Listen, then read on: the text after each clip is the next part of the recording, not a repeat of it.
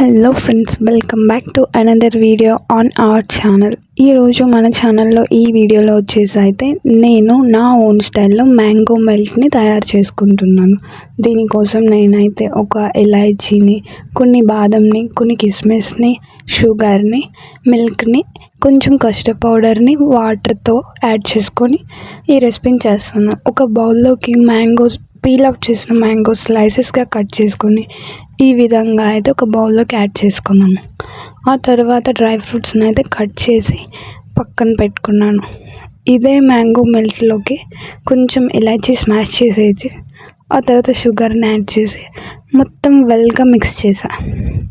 After mixing దీంట్లో ఒక cup మిల్క్ని కూడా యాడ్ చేసా.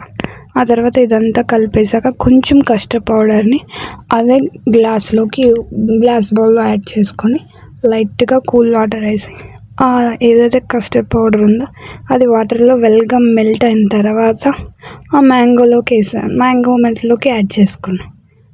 ఇలా యాడ్ చేసుకున్న తర్వాత వెల్గా మిక్స్ చేసాం. మొత్తం టేస్ట్ అంతా ఓకే అనిపించిన తర్వాత దీంట్లోకి డ్రై ఫ్రూట్స్ని కట్ చేసినవి యాడ్ చేసుకున్నాం. ఇదంతా మిక్స్ చేసిన తర్వాత ఒక బౌల్లోకి తీసుకొని ఆ బౌల్ని డీప్ ఫ్రిడ్జ్లో పెట్టేసుకున్నాను.